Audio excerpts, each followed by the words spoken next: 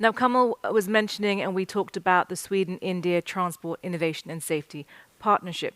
We continue with that discussion today, and I'd like to call up two speakers who are with us in the room to share some discussions. I'd like to call Peter Kronberg, Director of Governmental Affairs, Autoliv, and Sophie Vennersten, Director of Public Policy and Regulatory Affairs, Volvo Group. We have with us on screen Professor Abdul Pinjari, Associate Professor, Indian Institute of Science in Bangalore. And we also have with us online Dr. Reggie Mathai, who is the Director of the Automotive Research Association of India. Great to have you with us. Before we start the panel discussion, Dr. Mathai, I wanted to come to you because you sit in a government agency that really is the architecture of India's road safety ambition and operation. It would be great to start our panel discussion with you setting the conversation for today's panel. Thank you, Aarti, and thank you for this platform. It's really a pleasure to be a part of this Sweden-India Innovation Day today. And good afternoon from India, and greetings from ARAI, the Automotive Research Association of India. When I was listening to Mr. Bali, what he was sharing about, I could see how much we have evolved and we continue to be in sync with various thought process that is kindly prevailing. So it's a very fact that India is nurturing a wider and deeper innovation ecosystem. The primary goal is to achieve the Atmanirbhar Bharat, means self-reliance sort of a thing. Beyond that, to serve globally the needs of the global requirements also. While focusing on automotive, which is one of the major segments for India, we have the Vision Zero for the accident-related cases, where we really want that it has to be achieved in the due course of time. Also, achieving the carbon zero, the carbon neutrality in the due course of time, although the 2070 is the deadline put for that, the net zero. But the roadmap is very much laid down. And when India reaches 100, that is the next 25 years, that is where we really want to see major decisions and major policies are in place for us to attain these steps. So while attaining this, the major focus is on the youth engagement. That is one of the key areas that we want to see happening, and ARI plays a very vital role in that, and I will be speaking some on that. So what do ARI do as a catalyst? It basically empowers the automotive technology and solutions in India. It's a neutral autonomous body. It's an autonomous body under the Ministry of Heavy Industries with the Government of India. For the last 55 years, we have been working. We have two-pronged vision. The vision is very clear for us. One is to become a mobility engineering research and innovation institute. Also provide global certification and testing and evaluation organization.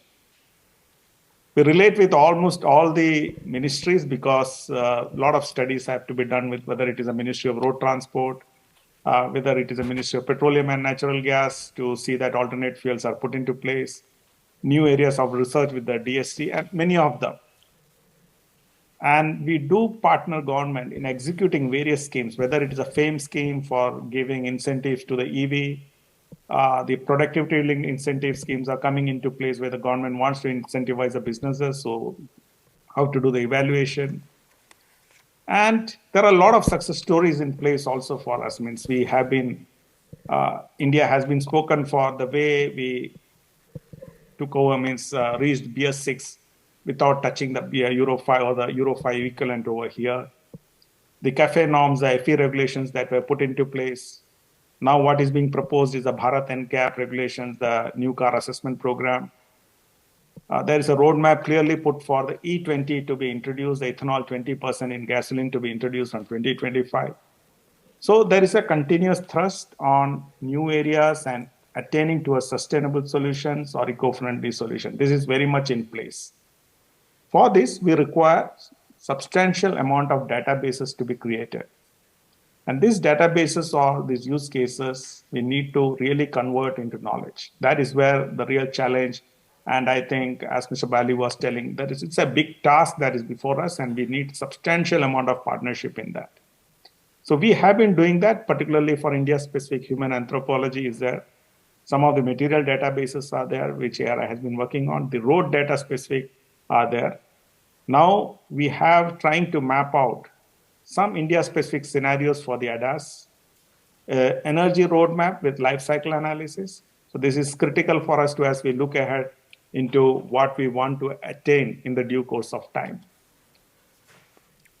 Engaging youth, as I was mentioning, was the other area. Recently, Ministry gave us some funds for us to start working for a platform called Technovus.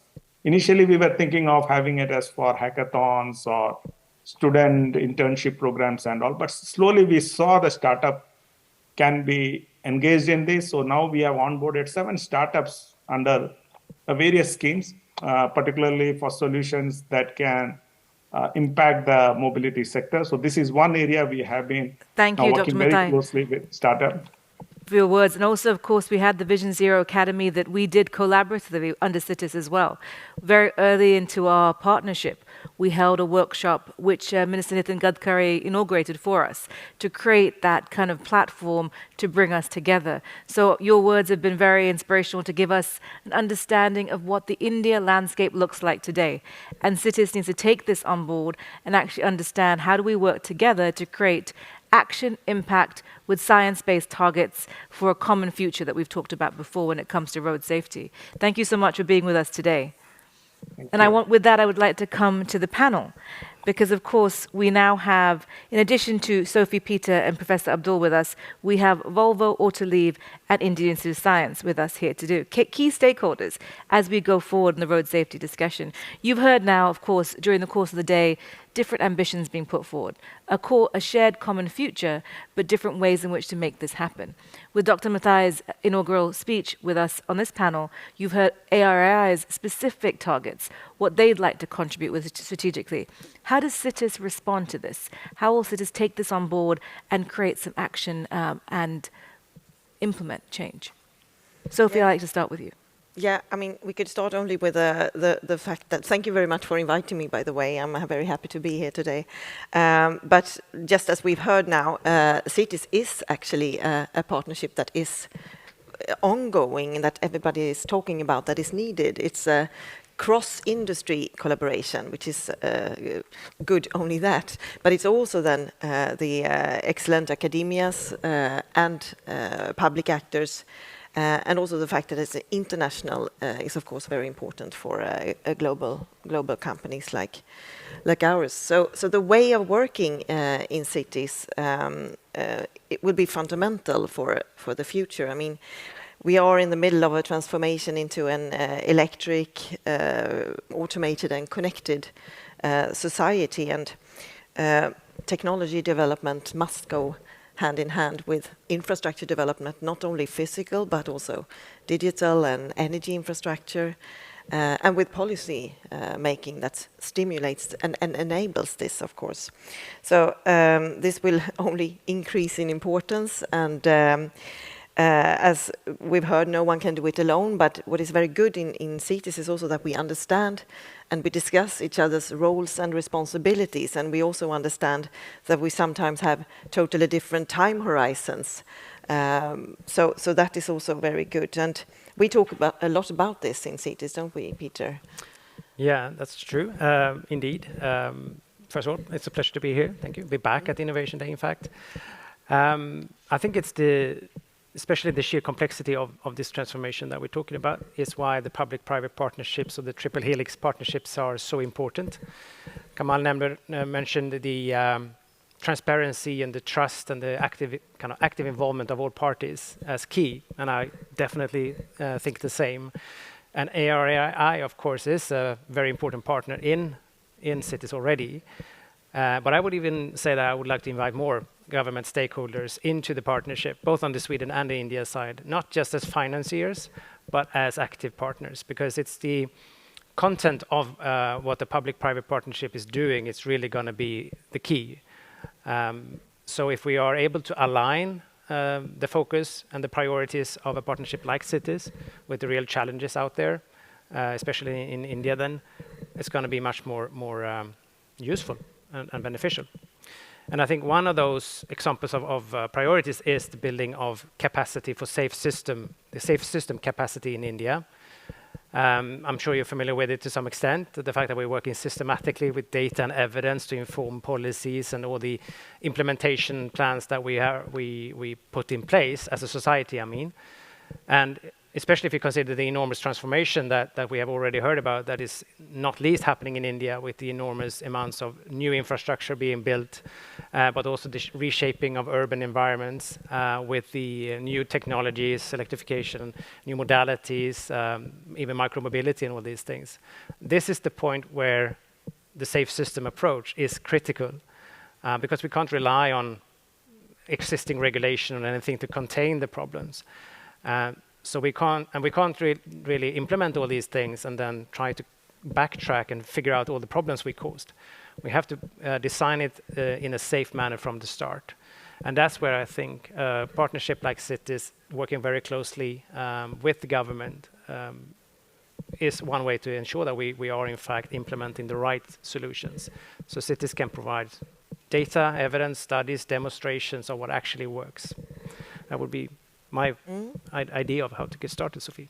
So picking up on the data subject and the role of digitalization, I also want to stress the importance of working on transport efficiency, which also, of course, have a positive role for the traffic safety. So a multimodal shared and public transport system as a backbone would of course also help to remove congestion and be very beneficial from a safety perspective. Also for the truck business, working with new solutions and competitive solutions together with our customers to find ways to use the vehicles in a better way, in a more efficient way, is of course also a way to move forward. And ultimately, we want, of course, a demand for safer vehicles, and that could help in that. And in Cities, we are also looking into opportunities enabled by digitalization to prevent accidents, for example, with our partners Ericsson and the Manipal Hospital. And how can we use digitalization as an enabler for more efficient use of infrastructure? All the infrastructure is being built, but how do we also use it in a very efficient way? Here we also have to test and develop services that can predict transport system better. But in the end, nothing will really happen if the solutions are not something that actually helps people in their daily lives or makes it better for our customers. So this behavioral change is, of course, necessary, but we have to understand what it needs to be done. So, that's really crucial for something we work a lot on. And another thing linked to that is, of course, the safety culture, and that we also stress a lot. That, and by that, I mean, how can we as a company raise the issue of safety and strengthen the attention for safety internally in our companies, but also among citizens and among our customers. And here policymakers also, of course, have to have a really important role in setting ambitious targets and have a real willingness to look into existing regulations. As we heard earlier, we might have to adapt them in order to... And that's Volvo and Autoliv both have a large presence in India, a large presence here. And of course, what's critical to making Cities work is adapting and localizing, and also having the strong partners on the ground that can help us understand, here is one set of ambitions, here is one set of guidelines. How do we make this work on ground? And we're very lucky to have partners like Professor Panjari with us here today from Indian Institute of Science, who helps us rationalize. Professor Panjari, it'd be great to hear from you on how we can work through the chaos, perhaps, with the information coming in.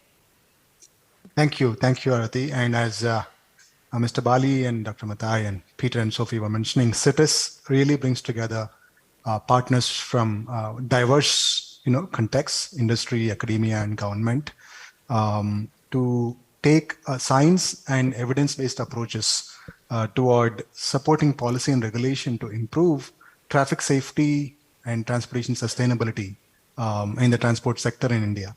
So to do this, what we are doing is, as a partnership, given the diversity of the partners in there, we are formulating mission mode. We have formulated mission mode research projects that are of relevance, and the relevance comes because, for example, ARAI led by Dr. Mathai and government institutions are also on board.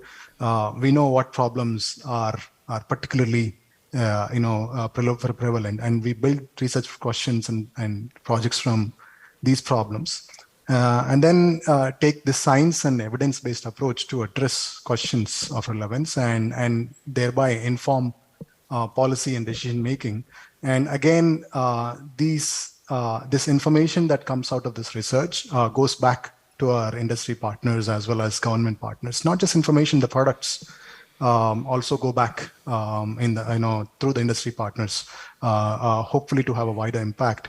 In all of this, as many of our panelists are mentioning, data and context is important. Technology is global, but we want to have a local impact, which can be wide-reaching. That's where the context is important. Local context is important. That is possible only through data that is, bringing the context. This is where we are bringing in naturalistic data collection through the technology on specific questions of relevance that have wide-reaching impacts here. For example, questions like characterizing and improving safety of driving behavior in intercity contexts, improving safety of vulnerable users. And again, this data can be, very valuable. The data that we are collecting as a partnership, both to characterize as well as improve safety, as well as to inform policy, and to make the technology products that very relevant in their impact in reducing fatalities and improving safety in India. Yeah. So Dr. Bandari, now, of course, IIC is also, we discussed a little bit earlier in the earlier panel about how important it is to have cross-fertilization, to have information that goes within the network, but also ripple effects to the networks that we're all individually connected with. Now, IIC, of course, is a center of excellence, and we have Uma Kansoni with us in the room today, of course, with another center of excellence with Art Park. Talk a little bit about how IIC has, as a center of excellence, academic institution, working with cities to resonate learnings beyond perhaps the frameworks the 14 members here bring. Yeah, so what we are doing from IIC is through these interactions through CITES, we are formulating specific research questions that can be of value to improving safety in, let's say, intercity corridors or even for vulnerable users. And then we are employing these machine learning and cyber-physical systems approaches and data science approaches to learn specific patterns and behavioral aspects that can perhaps be addressed to improve safety on intercity corridors, for example. And not just the learnings, but also, we are trying to figure out ways to, provide feedback not only to the drivers and users, but also to the partners, both in the form of policy outcomes as well as in the form of products that can potentially be applied not just for one case study, but for wider cases across the country, hopefully. Thank you so much. So this is where the academia helps. Thank you. And of course, Peter and Sophie will be in Bangalore in December, so we can talk about this academically and abstractly, but soon they'll be on a bus in Bangalore, experiencing it on the ground and understanding what we're doing in terms of the case studies and projects that you talk about. Thank you all for being with us today. We continue CITES operationally, but I'll say thank you to our panelists on panel one. Thank you. Looking forward.